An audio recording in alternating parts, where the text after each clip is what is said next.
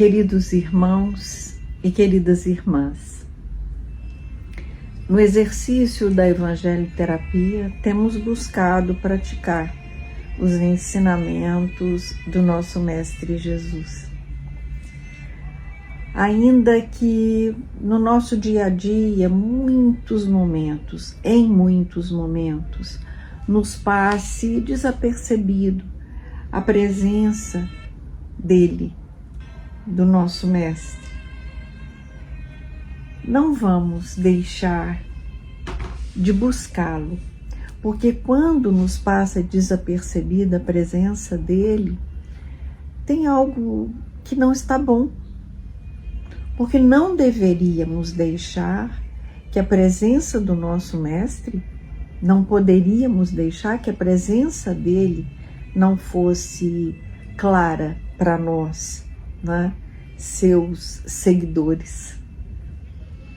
Então, o caminho para nos aproximarmos desses ensinamentos, dessa prática e dessa verdade, é o Evangelho. E antes que busquemos aqui, né, que nós dizemos que o Evangelho é a nossa bússola, como se em alguns momentos nos sentíssemos perdidos, como no passado os navegantes usavam a bússola para buscar o rumo certo. Ainda hoje, né, nós, enquanto navegantes espirituais, em águas às vezes nem sempre calmas e serenas, precisamos dessa bússola. Então, vamos colocar o nosso coração em prece. Colocar o nosso coração em prece e esquecer um pouco o mundo material, tanto de prazeres quanto de dores.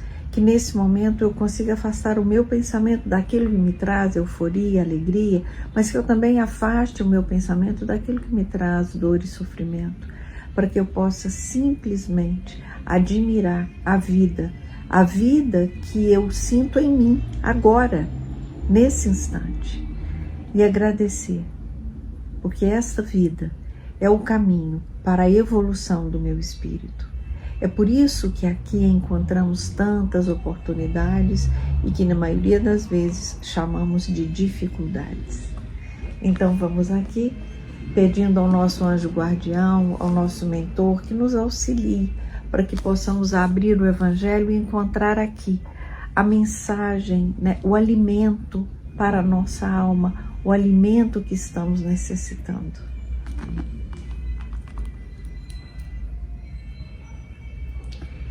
Ninguém, capítulo 4, ninguém poderá ver o reino de Deus se não nascer de novo. E aí, eu vou encontrar aqui no item 23 um resumo, um pequeno resumo. Vamos então a ele. Eu vou só voltar para a leitura do que está no Evangelho de Mateus, no capítulo 16 e no versículo de 13 a 17. Em Marcos também.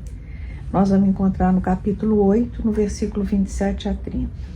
Ele diz assim: E Jesus, tendo vindo às cercanias de Cesareia de Filipe, interrogou assim seus discípulos: que dizem os homens com relação ao Filho do Homem? Quem dizem que eu sou? Eles lhe responderam: dizem uns que és João Batista, outros que Elias, outros ainda que Jeremias ou algum dos profetas. Perguntou-lhes Jesus: e vós? Quem dizeis que eu sou? Simão Pedro, tomando a palavra, respondeu: tu és o Cristo, o Filho de Deus vivo. Replicou-lhe Jesus: bem-aventurado és, Simão, filho de Jonas, porque não foram a carne nem o sangue que isso te revelaram, mas meu Pai que está nos céus. Aqui nessa passagem eu acho que é muito importante, né, nós nos lembrarmos que quando Jesus faz essa pergunta, né, para os discípulos, vamos lembrar que para os judeus, e aí vendo isso no Antigo Testamento, existia uma profecia para ser cumprida, que era a chegada do Messias. Então eles esperavam esse Messias. Então todos aguardavam a chegada desse Messias, né? E aí veio João Batista antes de Jesus, né? E João Batista anunciava a chegada dele. E aí houve essa confusão, e alguns diziam que Jesus era João Batista, outros diziam que ele era Jeremias, os profetas do Antigo Testamento.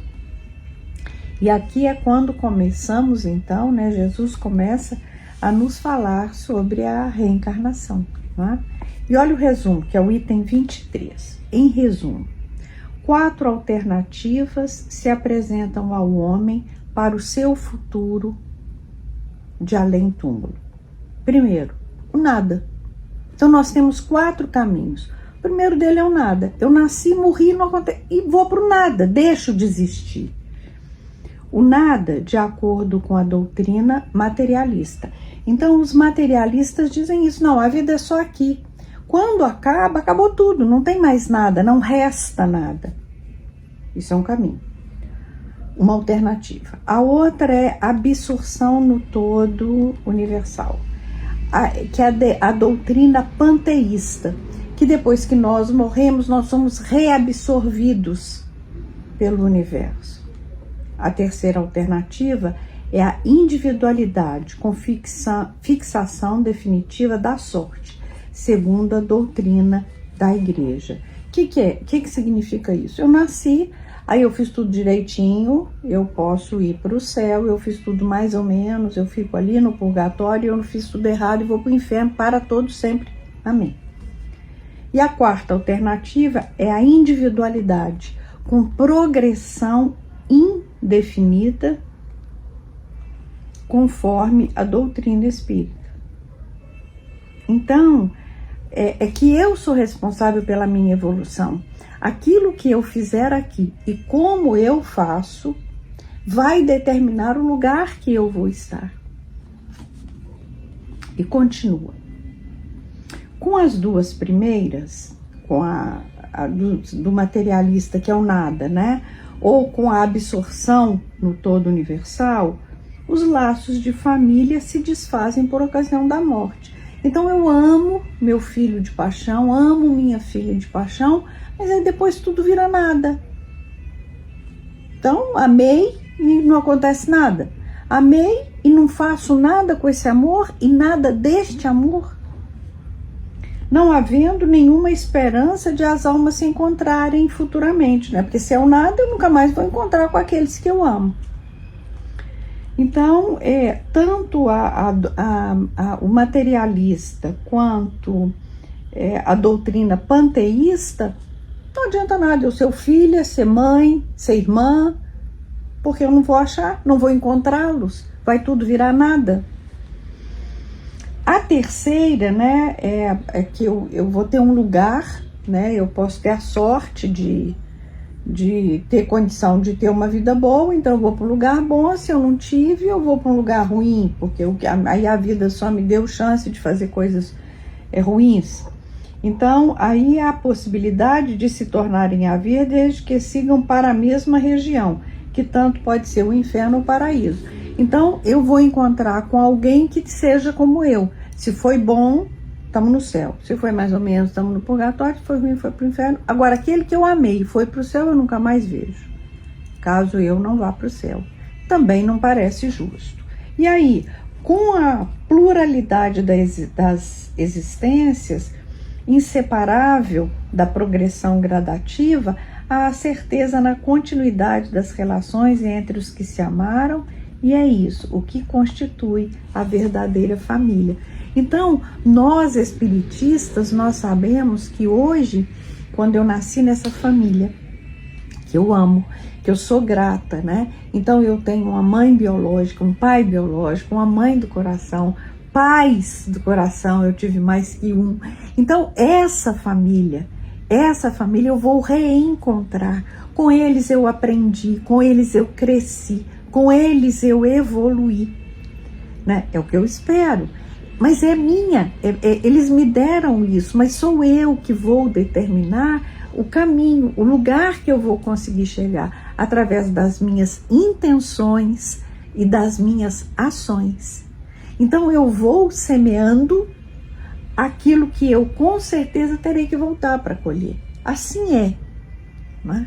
Então, que nós nos lembremos disso e nos lembremos que, portanto, aqueles que amamos não se perdem de nós, porque os nossos corações se reencontrarão. Isso nos dá esperança, nos dá coragem para continuar. Muita paz para todos nós.